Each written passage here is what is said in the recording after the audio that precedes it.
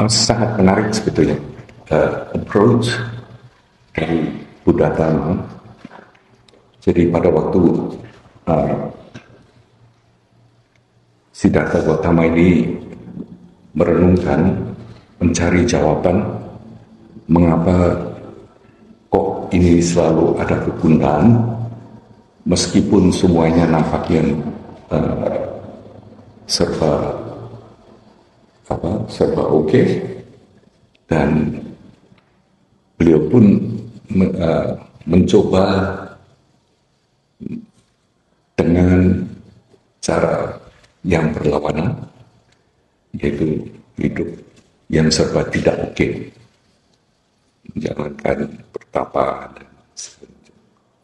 Tapi itu pun masih tetap ada kegundahan, masih tetap ada pertanyaan-pertanyaan. Pada waktu itu beliau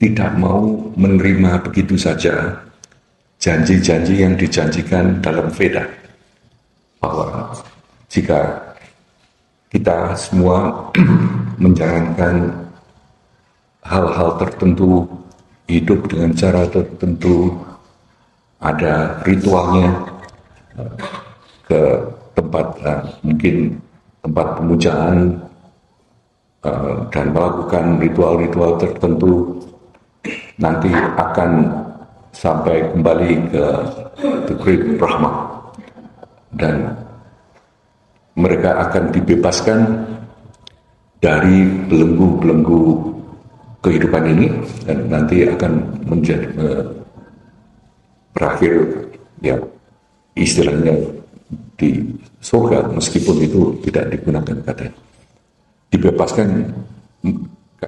Kata yang digunakan adalah moksha. Jadi saat itu jadi tujuan dalam hidup ini, di mana beliau itu dibesarkan, dan pada saat itu pemikirannya adalah tujuan hidup ini selalu melakukan hal-hal yang sesuai dengan apa yang digariskan oleh agamanya, oleh Veda. Sebetulnya malah bukan seperti satu hal di India pada waktu itu berbagai-bagai, tidak ada yang namanya agama Hindu. Itu yang menyebut agama Hindu itu malah nanti kita ini orang-orang yang ada di sana. Jadi beliau itu tidak bisa secara mungkin di dalam hati beliau secara jujur dipikir tidak bisa menerima janji bahwa jika kalau hidupnya ini betul-betul menurut ritual, dan ritualnya banyak sekali, ritual api, atau ada ritual mingguan, ada caranya menghormati satu dan lain, doa-doanya juga fix, kata-katanya juga dari dulu selalu fix. Lalu dengan demikian belenggu, ya istilahnya dosa-dosa yang ada akan dihilangkan dan tidak membuat dosa baru lagi, dengan menjalankan ritual-ritual sesuai dengan apa yang diaturkan. Oh, by the way, istilahnya menjalankan ritual tepat dan sesuai dengan aturan, itu yang disebut karma dalam pengertian saat itu. Makanya Buddha menggunakan kata karma ini sendiri, tapi dipertegas artinya, yaitu malah dibalik, bahwa karma itu adalah pengertian mengenai karma malah menekankan bahwa kita itu punya kesempatan untuk merubah hidup kita ke depan. Ya, ini message perlawanan. Kalau di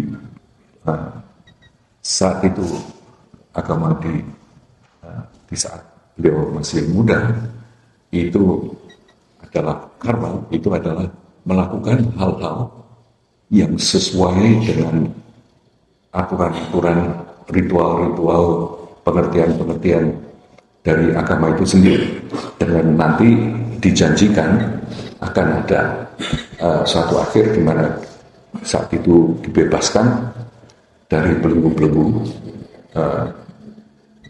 yang dialami sekarang, makanya ada kegundahan, ada kekecewaan, ada itu semua, akhirnya bisa sampai sana.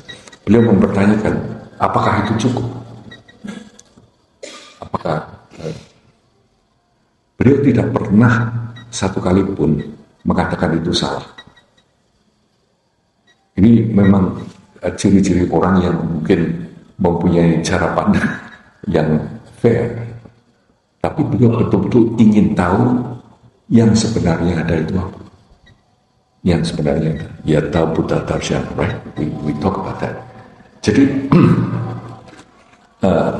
approach-nya lain dan yang sangat menarik juga dan yang sangat praktikal dalam beragama itu selalu segala sesuatu itu in context, dalam konteksnya. Misalnya ya, saat itu beliau itu selalu mengajarkan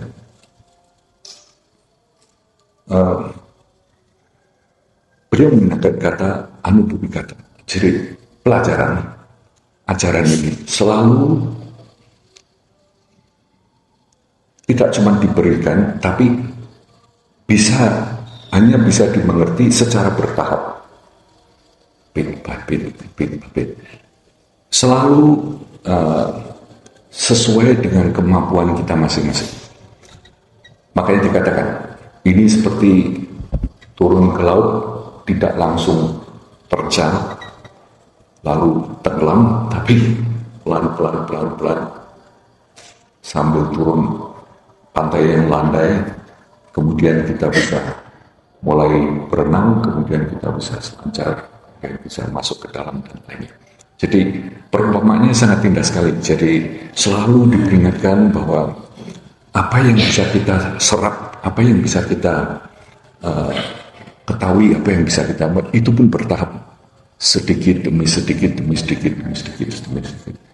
Jadi ajaran pun yang diajarkan juga tidak langsung emptiness atau mengenai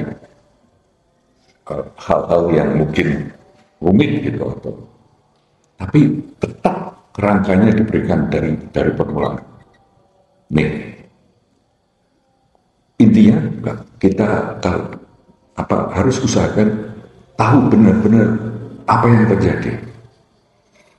Wah, ini agak repot. Kalau yang terjadi, misalnya, bagaimana kita tahu apa yang terjadi di desa di sebelah dengan adanya orang yang masih merasa. Bagaimana kita bisa tahu apa yang terjadi di rumah kita, di Jakarta atau di Medan atau di Jambi? Nggak bisa. Lalu Buddha mengatakan, no, itu kamu hanya inference saja mengenai rumahmu, mengenai di Amerika, mengenai di mana, itu hanya inference, hanya kamu pikirkan, hanya kamu konsep, hanya kamu. Yang benar-benar terjadi apa? Nggak lepas dari yang kamu alami. Apapun, termasuk pikiran, asal kamu tahu saja. Jadi jangan sampai kamu salah pahamkan bahwa apa yang kamu pikirkan lalu kamu anggap itu benar-benar seperti itu. Asal kamu tahu itu hanya pikiran, it's okay. Nah, kamu juga nanti bisa mecahkan masalah juga. Misalnya masih ada masalah di rumah gitu. Misalnya pada suatu ketika kamu sudah pergi dari rumah, kemudian kamu sudah tidak bisa lihat, tidak bisa apa-apa. Kemudian kamu ingat, oh, saya lupa matiin misalnya setrika atau termos gitu.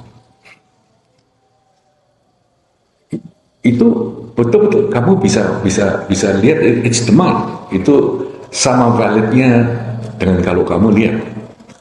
Maka dengan tahu yang sebenarnya ada, bahwa sebenarnya jauh, kamu lalu mikir gitu, oh kalau itu solusinya bagaimana?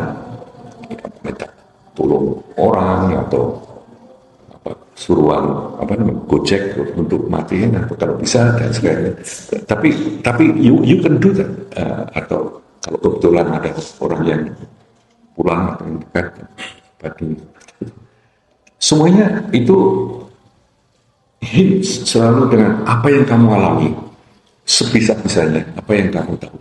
Makanya kalau misalnya kita katakan, kalau kita teledor, kamu yang ngomong kamu nggak rapi atau apa, itu kamu juga nanti hidupmu juga sesuai dengan konsekuensi itu. Jadi tidak pernah ada kata-kata salah atau benar. Tidak ada kata-kata harusnya begini atau harusnya begitu. Jadi semuanya dikembalikan ke kita lagi. Semakin kita tahu apa yang ada, semakin kita akan lebih skill, lebih terampil untuk bisa merespons apapun yang kita hadapi. Oh, kalau begitu apakah tujuannya hanya untuk supaya kita nggak repot, apa nggak gundah lagi? Enggak. Yes, mula-mulanya tentunya, makanya dibedakan antara definisi dari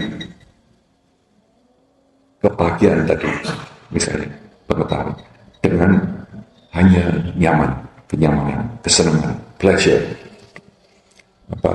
sesuatu yang kita kadang-kadang itu pun kita nggak bisa bedakan. Kan? Kita kadang-kadang membedakan pleasure itu sesuatu yang membuat kamu senang. Kamu anggap itu sesuatu yang patut selalu makanya kita gunakan ini sering. Misalnya ya, kalau kita marah, kita selalu beranggapan sesudah marah katakan, puas saya sesudah marah, kamu sesudah keluar, sudah apa kata-kata yang kamu keluarkan menyakitkan, betapa menyakitkannya itu, tapi kamu merasa puas gitu. Is it really? Apakah benar seperti itu? Nah, ini kadang-kadang kita nggak berkesempatan, apalagi menemukan jawabannya, pertanyaannya pun tidak, karena kita menganggap ya itu puas. Makanya hidup itu penuh hanya terombang-ambing seperti itu saja. Kalau puas, tentunya rasanya tenang, enak, tapi kan tidak, justru berlawanan.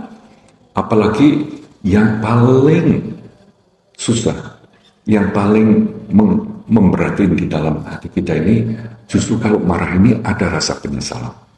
Karena pada dasarnya kamu tahu, sebab marah ini definisinya salah satu itu to inflict harm, keinginan kita untuk menyakiti, untuk dalam segala bentuk. Yang sebabnya sebetulnya ketidakbisaan kita untuk mengalami apa yang ada di depan kita. Lalu menggunakan cara sesuatu dengan melawan, makanya dengan marah. Justru marah itu malah menunjukkan kelemahan, malah bukan kekuatan. Nah, kembali lagi ke tema, maka kita harus coba tahu betulnya apa tuh yang ada. What's going on? Yata Buddha Darshana. Ya, dari permulaan, tapi ngertinya tentunya bit by bit. Kita mulai belajar mungkin mengenai matematika. Saya mau tanya Hartono, tapi ya percuma, dia matematika juga nggak begitu oke. Tapi kita mulai belajar mungkin dengan 2 tambah 2 sama dengan 4. Nih, profesor matematika Einstein, siapapun bisanya begitu, mulainya belajar dengan itu juga, 2 tambah 2 sama dengan 4. In the beginning, dan kamu go deeper and deeper and deeper and deeper and deeper. Ternyata pengetahuan itu seperti ya semalam yang Hartono memberi bukti yang nyata bahwa ternyata ada banyak macam intelligence, pandai atau pengetahuan. Tidak selalu bisa diukur dengan rapot saja. Intelligence itu akan lebih intelligence itu pada dasarnya Intinya kan sebetulnya kebiasaan kita untuk assess, untuk assess itu apa itu? Itu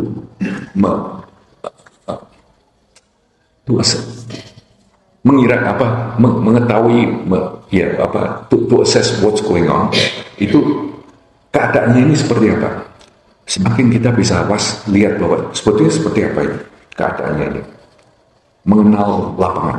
Semakin kamu bisa mengenali lapangan, number one. Number two, kamu tahu kapasitasmu.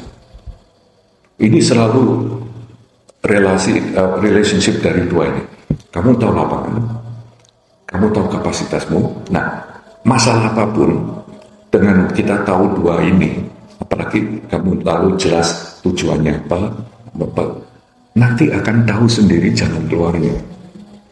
Nah, jalan keluar ini tidak pernah akan sama. Karena jalan keluar ini tidak pernah sama, karena permutasi keadaan ini luar biasa banyaknya. Kadang-kadang kamu anggap keadaannya sama. Misalnya, kamu di stop polisi gitu ya. Kamu nggak boleh ngomong bahwa ini cuma 50.000. Misalnya kamu baru tahu, tadi pagi kamu baru baca bahwa akan ada operasi besar-besaran untuk anak-anak perempuan. Nah, kamu harus mikir, ini jangan-jangan nanti kamu mau bayar malah kena 2 kali kan? Melanggarnya tilang dan mau menyuap misalnya. Hal-hal semacam ini kamu semakin sensitif, makin kamu tahu. Jadi untuk tahu yang sebenarnya ada, itu lain dengan artinya hanya reaktif aja gitu. Semakin kamu bisa lihat apa adanya, ternyata tergantung dari kejernihan pikir ini, ketajaman wawasan, semakin kamu bisa lihat. Itu pun hanya kebenaranmu.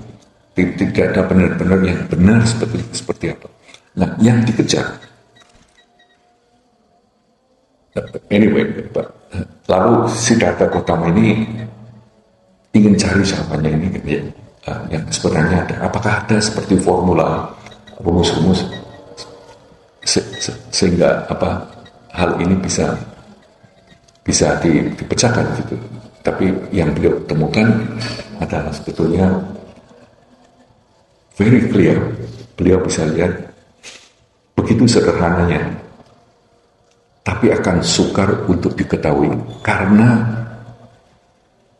kita ini terlalu banyak terselubung oleh,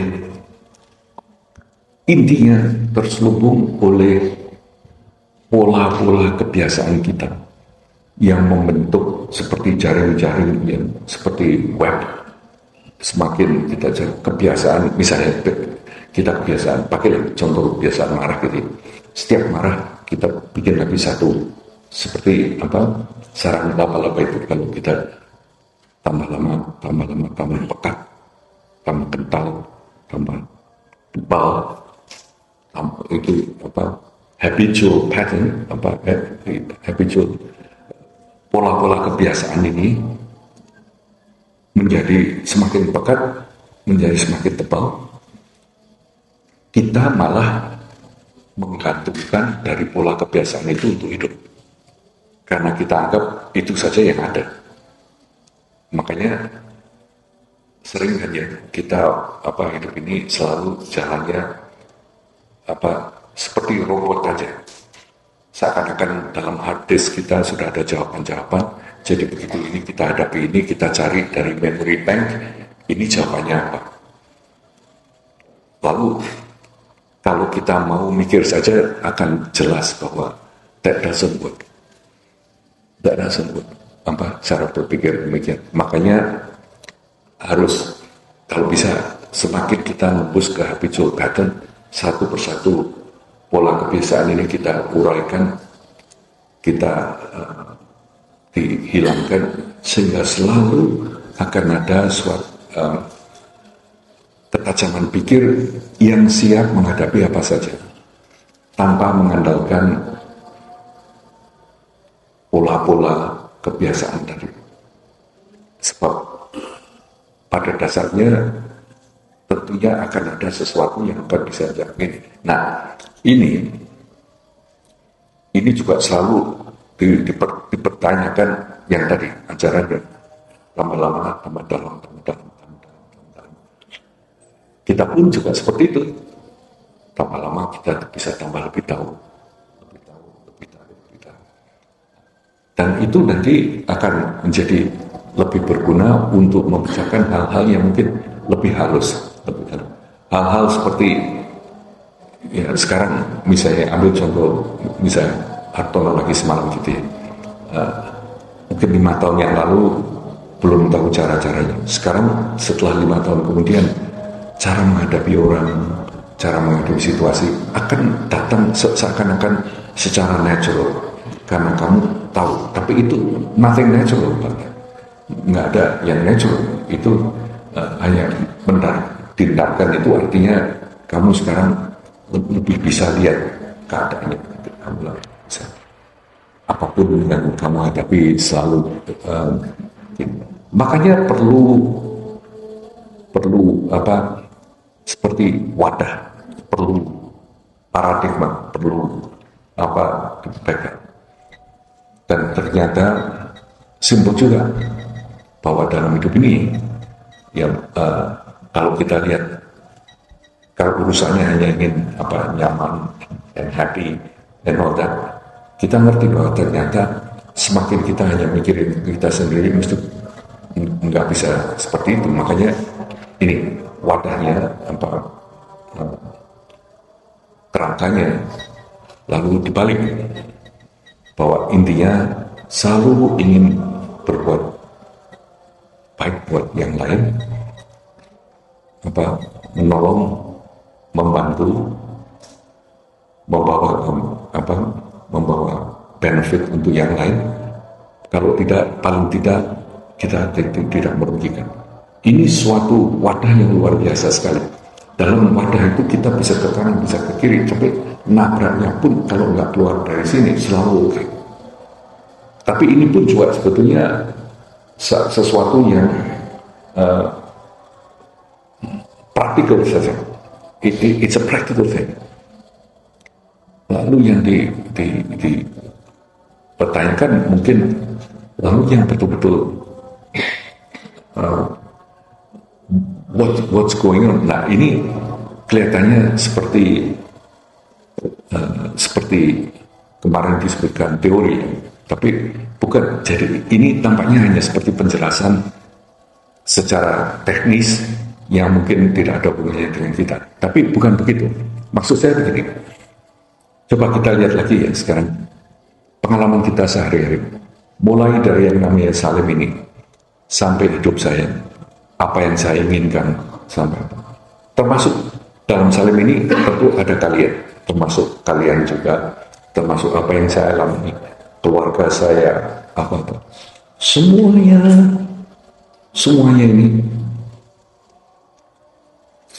ini ternyata hanya yang saya alami. Termasuk kalian saat ini, kalian di depan saya, itu pun adanya kalian hanya yang saya alami, yang bisa saya lihat. Berarti tidak. Ada juga kalian misalnya saya lihat kok nggak ada Kurniati atau Meme di mana, right? Atau ini Trishna kok pagi ini nggak ada itu pun hanya apa yang saya pernah rasakan karena all goes on in your mind.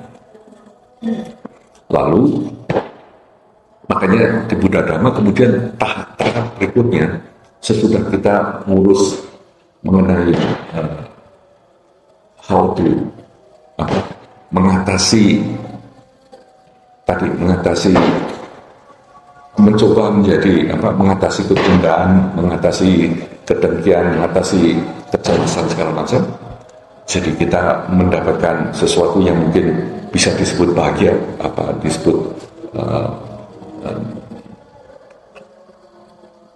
pakailah kata bahagia. Kita menjadi bahagia. Definisinya dalam kebahagiaan itu sudah tidak ada lagi gundahan, tidak ada lagi kekacauan, tidak lagi ada kecemasan dan sebagainya. Ini kita sebut kebahagiaan ini, makanya ini yang disebut nirwana. Ya. Nah, ini hanya sebetulnya stage one atau one stage, karena tadi kita yang saya urus apa jadi gini, apapun yang namanya saling, apapun hidup ini, orangnya, kepemilikannya, temannya, keluarganya, semua itu ternyata nggak lepas dari yang kita alami, right? Nah, yang dialami ini kita selalu terpengaruh oleh dari habitual pattern dan sebagainya. Dan apapun yang kita tindakan itu sebetulnya tujuannya ingin mencapai ketenangan, mencapai kesejahteraan bagi hati. Ini at the first stage. Maka yang diatasi adalah tadi, yang secara umum kita sebut klesha tadi. Yang diatasi klesha ini, apa yang menyelubungi ini klesha ini tadi. Jadi kalau klesanya ini kita hilangi satu persatu, ternyata dasar dari klesha ini lalu kita bisa tahu. Lalu yang kita gunakan tekniknya, misalnya kalau bisa berguna buat yang lain, kalau tidak bisa jangan merugikan. Terus kemudian, yes, itu kita lihat di situ, cuma nanti klesanya satu persatu bilang, mengapa kok begitu? Mengapa kok berguna buat yang lain? Kalau tidak merugikan. Karena biasanya kalau kita tidak berbuat begitu, itu yang dipentingkan ini seakan-akan ada akunya yang menuntut begini. Makanya mengerti tentang siapa ini aku yang ingin dibahagiakan ini penting juga. Sebab kalau kesalahpahaman mengenai ini hilang, semuanya ini collapse. Apa klesa-klesanya nggak akan ada, karena kamu tidak lagi berpikir dari segi adanya aku tadi. Makanya ini dengan klesanya hilang, makanya ini yang disebut nirwana, right? Peace. Kadang-kadang nirwana ini didefinisikan sebagai peace, rasa tentram, rasa damai. Ini yang dihilangkan dari segi klesanya. Tapi di situ pun nanti masih ada yang dipertanyakan bahwa peace, it's really good, tapi sebetulnya is that all gitu. Nah, ternyata kalau kita di bawahnya itu lagi, di bawahnya namanya kebahagiaan, apa ini kita bikin ternyata ada sesuatu di bawah yang dasarnya kita masih tidak tahu apa yang sebetulnya melandasi rasa kebahagiaan itu sendiri juga. Apa yang akhirnya bisa menjadi totally tahu yang ada itu apa, itu bisa. Nah, ini makanya dalam Buddha-dhamma disebut stage 1 ini yang disebut klesha, halangan-halangan yang ada hubungannya dengan klesha. Nanti ini di Heart Sutra selalu juga disebutkan begitu. Nanti yang di bawahnya itu kita untuk bisa tahu sebenarnya apa tuh yang ada. Sebab nanti kalau kita nanti betul-betul bisa tahu apa yang ada, ini semuanya termasuk juga rasa nyaman tadi, termasuk juga rasa bahagia tadi, itu pun boleh dikatakan irrelevant, sebab tidak akan ada pertanyaan tentang itu.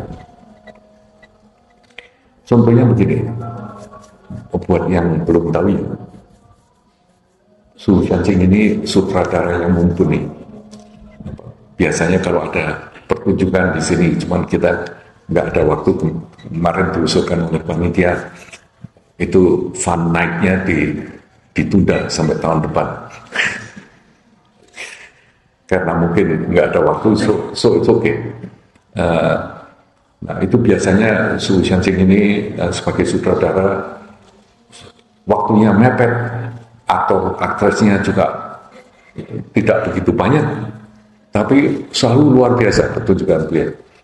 Selalu bisa mungkin cerita ini.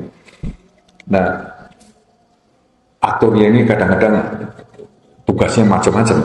Ada yang suruh jadi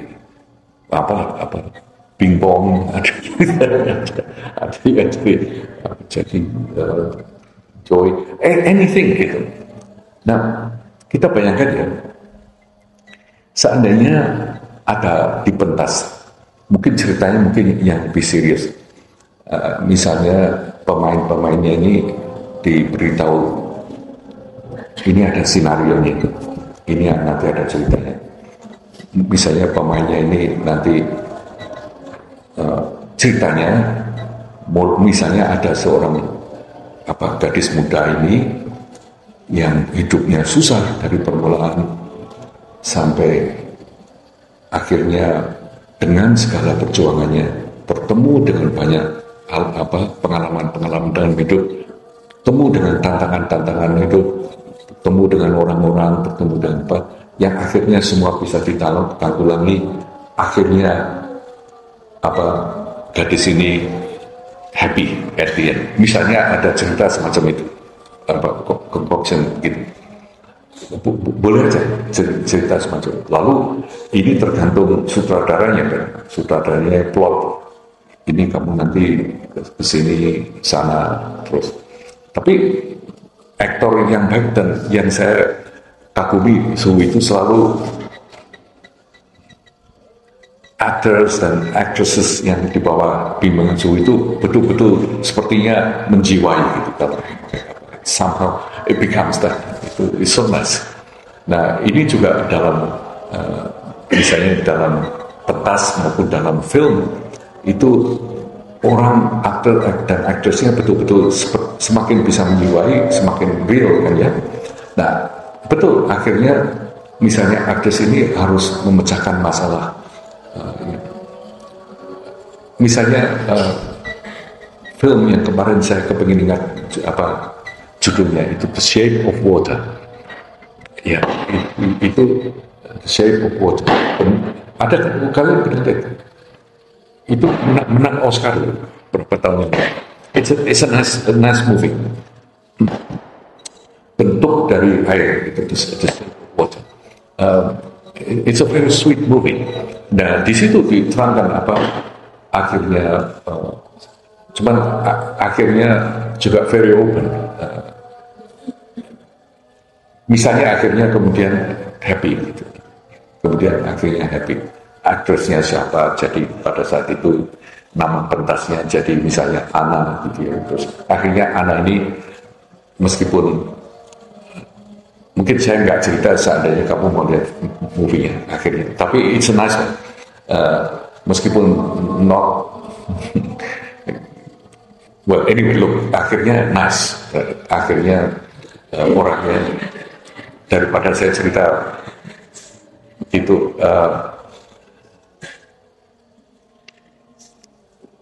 untuk si Ana ini dengan segala perjuangannya begini akhirnya finish nice, dan nice in two ways. Dalam cerita itu akhirnya juga oke, jadi tujuannya sedikit banyak tercapai. Kedua, dia tinggal terima bayaran sebagai actor. So nice betul. Pertanyaan saya, setelah film ini selesai, apakah aktris Ana ini happy terus? Enggak kan? Karena it's just one story kan? One story. Tapi kamu tetap masih harus tetap hidup, melanjutkan hidup the real one. Nah ini kira-kira dalam budaya ini seperti ini. Saat ini kita ini sedang berperan ini at that level tentang kehidupan sehari-hari ini, tentang senang, nggak senang, pengen nyaman. Kita ini lagi berperan, almost like a dream, dan seperti a play, berperan. Sutradaranya itu kita sendiri, yang bikin cerita kita sendiri. Actors-nya, main actors-nya kita sendiri juga. Ceritanya yang bikin kita juga. Jadi kita ini uplek-uplek mau bikin cerita seperti apa, kamu mau beli ini atau deketin orang itu, atau Fanny kepingin bicara begini, atau Sinta pengen sekolah ini untuk jadi ini supaya nanti bisa Jody mau begini, atau Meta mau beli kos-kosan atau whatever you do.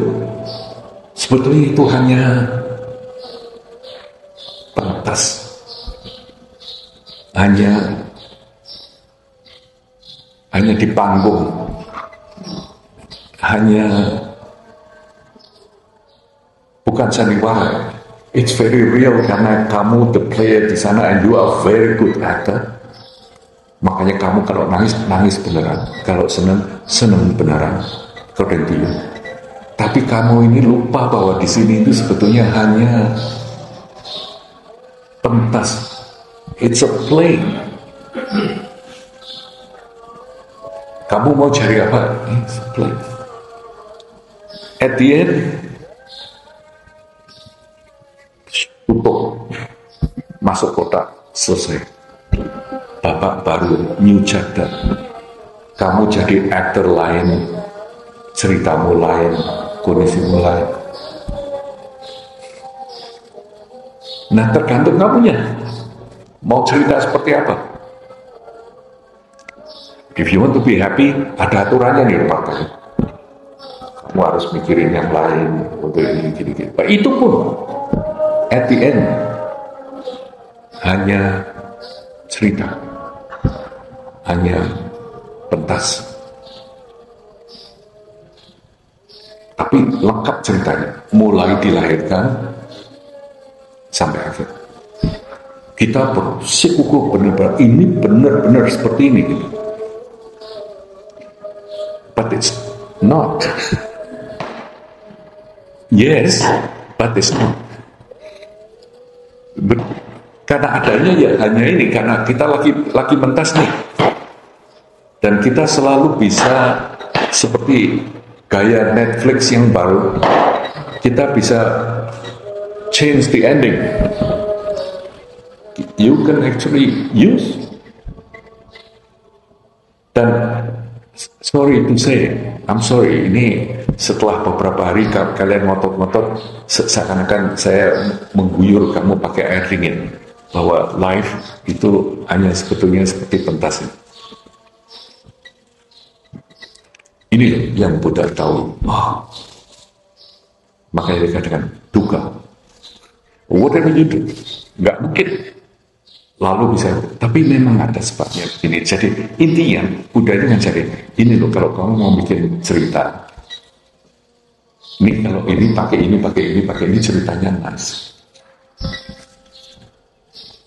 Akhirnya it's a nice one. No more than that. Kecuali kamu mikir nanti setelah ini cerita ini selesai, kamu pulang ke tadi alam Brahma atau happily ever after. No.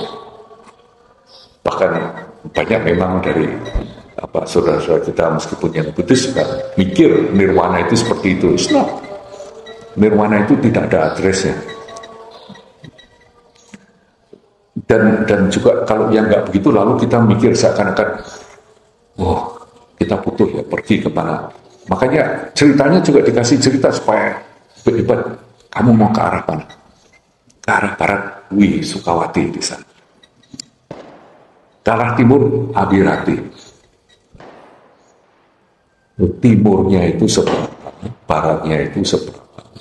Nah itu nanti di Vajrayadika dipertanyakan. Ini ceritanya cerita. Tidak kok lalu kenapa kamu pilih di Abirati? Karena di sini saya senang pagodanya atasnya emas. Yang di sini pagoda atasnya platinum. Platinum lebih bagus kan mesti. Itu kan kalau keanggotaan Garuda Miles saja kan.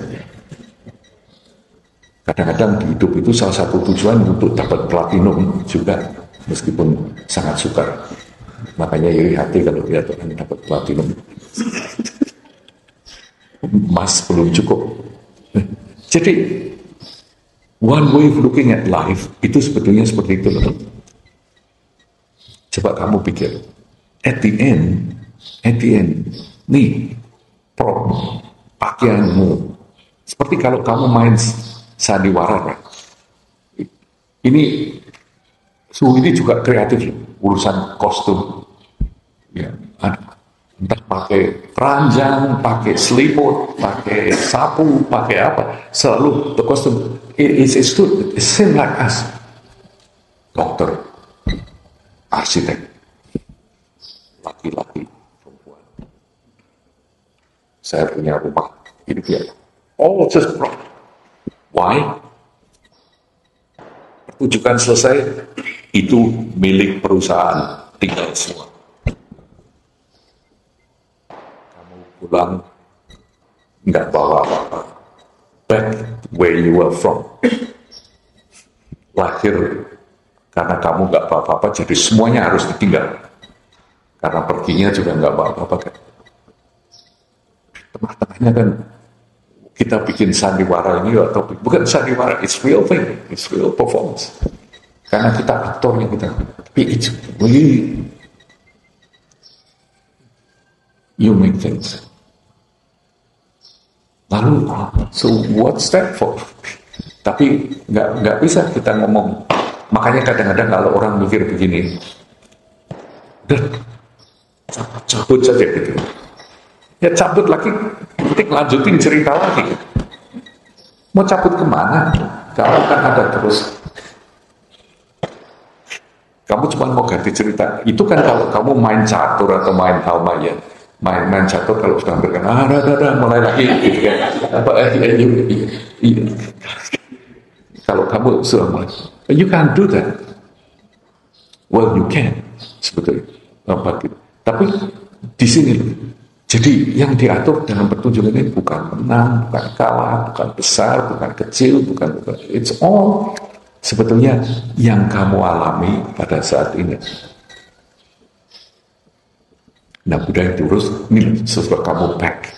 This is just one. Ini yang menggarisbawahi semuanya ini, terus ini apa? Nah, ini kamu butuh ngerti yang ada apa. So, kalau memang semua itu yang dialami, berarti, kita bawa, it's all yang mengalami itu siapa? Misalnya, saya kemarin saya tanya ke Hilda, jadi kalau ada suara itu di luar atau di dalam, kalau kamu lihat saya di luar atau di dalam, actually it's not, itu juga a trick questions. Pertanyaannya mestinya nggak usah di luar atau di dalam, where is it? Di mana pengalaman itu terjadi? Kira-kira di mana? Hah? Yeah, it's in your mind, right? It's in your mind. It's your now, atau in your consciousness, atau pakai istilahnya di cita. Kalau kita menggunakan kata cita dalam arti kata this mind, atau consciousness atau mind, that's where it's all happening. Jadi kalau kita mau tahu sebetulnya what it really is, kita juga tahu bahwa kalau kita ingin tahu what really is, we have to know what mind is. Apa consciousness itu apa gitu? Yang akhirnya yang kita sebut cita, apa consciousness, what mind is. Lah kalau dikatakan begitu, what mind is, itu nanti kita akan tanya, mind ini consciousness ternyata juga ada pendengaran, ada ini, ada penglihatan, ada perasaan, ada kemarahan, ada apa semua. Ini semuanya sebetulnya yang paling dasar ini semuanya. Ini nanti akan mendasari the next part. Kita akan mulai mungkin dengan membicarakan ini, lalu dikatakan bahwa secara teknis saja diterangkan bahwa ini makanya yang kita alami ini ada yang namanya tadi yang di atas yang seperti pentas ini, kita bilang aja ini kenyataan sesuai dengan relatif katakan relative truth, kenyataan yang sebetulnya hanya relatif, kenyataan yang hanya relatif ya. Lalu ada yang namanya ultimate, kenyataan yang ultimate-nya itu seperti apa sebetulnya yang ada di belakang apa. Jadi di atas, di luar, all this pentas tadi, apa yang ada aktivitas ini, yang di ultimate itu apa? Ini yang akan yang dipertanyakan. Sebab waktu dicari yang di atas ini ternyata begitu hampir tidak bisa dicari benang merahnya, hanya kecuali hanya dari cerita-ceritamu sesuai dengan urut-urutan dari ceritamu sendiri, tapi itu hanya cerita. Meskipun ya gempa bumi misalnya, banjir apa, itu pun hanya prop seperti itu. Because mau tidak mau itu pun hanya yang kamu alami. Mungkin ada orang yang begitu melihat runtuh-runtuhan, kalau kamu sebagai pemborong,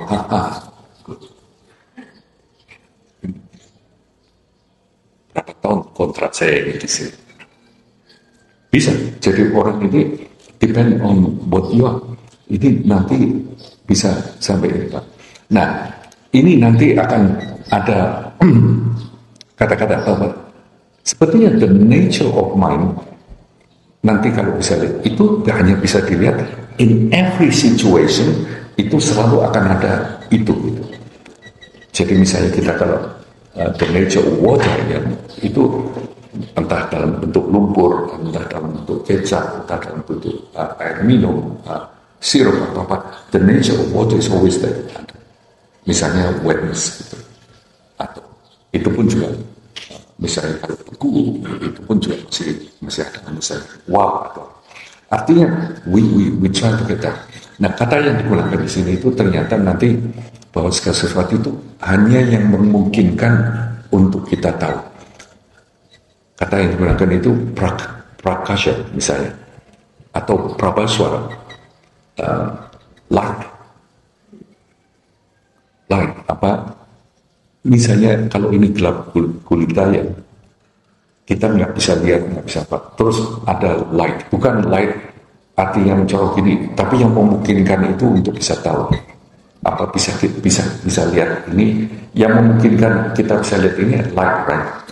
Lightnya itu bukan light, itu cuma light yang dipantulkan dari sini. Sayanya bisa kalian lihat itu kan ada light yang mantul dari sini.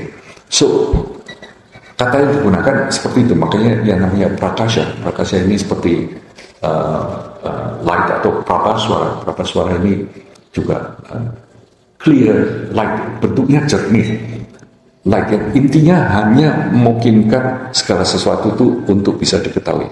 Diketahui dalam arti kata misalnya kalau suara, ya diketahui sebagai suara sehingga kita bisa mendengar. Kalau sesuatu yang pandangan bisa membuat itu sesuatu yang bisa kita lihat, makanya itu disebut that kind of thing. Penglihatan atau pemahaman atau perasaan dan seperti itu. Nah, this clear light, ternyata mind ini juga mempunyai suatu sifat bahwa karena kita lihat kebiasaan untuk mengetahui tadi, dan mind ini itu tidak ada apa-apanya, malah yang memungkinkan untuk segala sesuatu ini terjadi. Makanya kata yang digunakan di sini adalah sunyin. Orang Jawa katakan suwung. Karena ini konsepnya, kalau ini hanya nyimpang sedikit, yang menemukan konsep nol ini kebudayaan India. Nol ini bukan enggak, it doesn't mean nothing, tapi suwung, empty of anything. Nol memungkinkan adanya satu, dua, dan tiga. Sebab itu Romawi, orang-orang Roma yang pandai bikin jembatan, bikin velodrome, bikin bangunan yang hebat-hebat, bisa naruhkan sana sini, itu pun nggak bisa mikir mengenai nol. Mukanya angkanya Romawi itu kan aneh-aneh, L, L, L, X, D, D, D, 1, 1, 1, 2, itu karena nggak ngerti nol saja. Seandainya tahu ada nol, jauh lebih simple. Bahkan sekarang pun kalau komputer hanya 2, 0 dan 1, binary aja, senang. Jadi menemukan begini, this is very beautiful understanding bahwa pada mulanya semuanya ini, our mind ini sifatnya suwung, empty. Artinya anything can happen. Ini yang mungkin. Tapi di samping empty juga clear, luminous, light tadi, prabhaswa, clear. Jadi ini this nature of mind itu dikatakan seperti itu, dan yang jelas unrestricted, tidak ada halangan apa-apapun. Jadi misalnya kita mau sekarang pun ya, kalau kita mau mikir contoh apalah, misalnya contoh favorit saya, gajah berkaki 6 yang warnanya merah jambu. Bisa nggak mikir begitu? Bisa saja, karena dalam pikiran kita sama sekali nggak restricted. You can do that. Berarti ada gajah kaki 6 warnanya merah jambu, seketika ini juga bisa kita ciptakan yang namanya. Bahkan yang itu, kalau saya bilang, tolong lihat ini, kamu lihat dengan mata, kemudian saya minta coba tutup mata kamu, ini pun masih tetap kelihatan, masih bisa.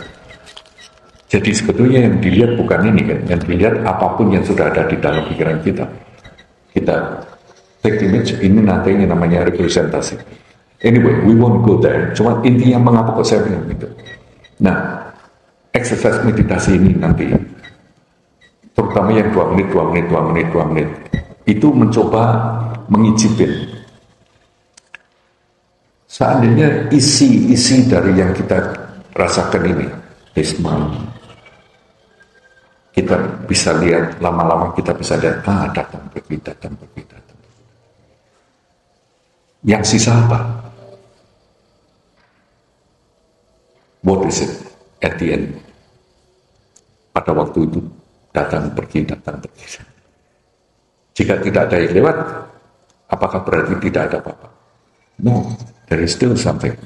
Nah ini yang namanya prabhaswa, light, mind, yang di sini. Nah, kadang-kadang kita bisa nembus di sini. Tapi kalau kita bisa terus-terusan operasionalnya on that mind, which is just clear, tapi luminous, prabhaswa ini luminous, light, bukan sinar ya, kecerahan misalnya, kecerahan atau sesuatu yang memungkinkan kita bisa to know something. Makanya namanya prakarsya atau prabhaswara ini. Dan ini suwung, artinya apapun yang jadi. Kalau kita bisa operate on that, itu Di situ tidak ada lagi laki perempuan, tidak ada lagi besar kecil, tidak ada lagi nyaman tidak nyaman, tidak ada lagi kayak gitu. Yang ada hanya that. Dan pada saat itu that mind, semalam Elisa mengatakan energy itu pun kalau dipikir ini, kalau ini sekarang kita ke tantra menerangkan bahwa yang ada at the end semuanya itu energy. Sebab ya, kalau kita pikir ya, ini apa, saya iPad ini dan saya ini selalu ini bahannya sama loh, bikinan ini bahannya sama, atomnya sama. Kalau yang paling kecil, kalau kita cari bahan-bahannya yang paling kecil akhirnya sama. Dan pada waktu di mana, kalau begitu,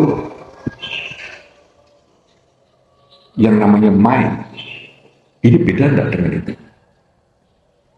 Makanya sekarang quantum physics selalu mempertanyakan, itu light atau particles?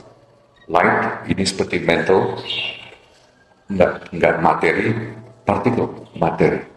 Ternyata light atau materi, ternyata ada apa posisi tertentu, elemen ini bisa light, bisa jadi partikel, bisa ganti, bisa it can be that. So berarti semuanya ini nanti mempunyai bahan bakunya sama. Everything ini di sini. Makanya di tantra lalu diterangkan bahan bakunya apa? Energy, kind of energy, wind, vayu. Ini apa katanya? Vayu ini artinya bahwa our mind, our body, whatever it is, itu mempunyai that kind of the basic things. At the end itu energy. But ini nanti arah apa? Semakin kita ngerti, semakin ngerti ke dalam di sini. Dan itu pun hanya yang diterangkan. Jadi pasti bukan itu. Jadi pasti bukan itu. Itu hanya nanti bisa kita alami secara langsung. Bagaimana mengalami secara langsung? Ya, dengan sebenarnya just feel. Sebab ternyata kalau dialami secara langsung berarti tidak akan ada yang mengalami dan yang dialami. Selama kita ngomong itu saya alami, masih tetap bukan itu. Nah, di sini makanya dikatakan advaya, dan ini saya juga sangat-sangat terperangah dan happy. Di perwayangan pun ada konsep advaya ini. Waktu Ki Mantep menerangkan itu, saya juga terperangah. Kok ternyata di Indonesia, Nusantara, dulu pemikirannya sampai sudah seperti itu. Amazing di Borobudur dan di buktinya seperti di Borobudur. Ini Gandharva Sutra itu nanti anunya seperti itu. So nanti kalau tidak adanya lagi non-dual, tidak ada lagi yang lihat dan yang ada hanya kan. So that is what ultimately what exists. At the end itu yang dituju. The ultimate nature of everything, the ultimate nature of mind. Sebab everything is mind, right? Karena apapun semua yang kita alami. Tadi yang saya katakan, reruntuhan matahari terbit, anak, bahkan saling riskan. It's all the nature of it. Ini bukan nihilistik, karena this mind ini, makanya mind itu sifatnya sunya, empty, clear and luminous and unrestricted. That level itu at that level ini pentas semua kejadian di situ juga. Semua episode ini yang saat ini Rara dan Hartono saling semua ini hanya di sana. Ini pun menghilang nanti terus. Ini yang terus keberadaan ini. Keberadaan ini boleh dibilang lain karena Su Shanxin di sana, Su Wishan sini, Shenzhen apa, jadi mestinya lain-lain. Tapi juga sama karena nggak beda. Not one, not two. And this is where it go. Nanti ini hanya ngerti karena cerita saja. So this is just bukan, it's not it. Kamu harus rasa. Dan kalau kamu nanti bisa, kalau kita nanti bisa at that stage all the time, ini yang disebut state Buddhahood. Tata kata, just like that. Yang adanya seperti itu, tata kata. This is kebudayaan itu bukan telinga yang panjang, bukan, ini hanya sebagian dari prop pentas tadi untuk that's it.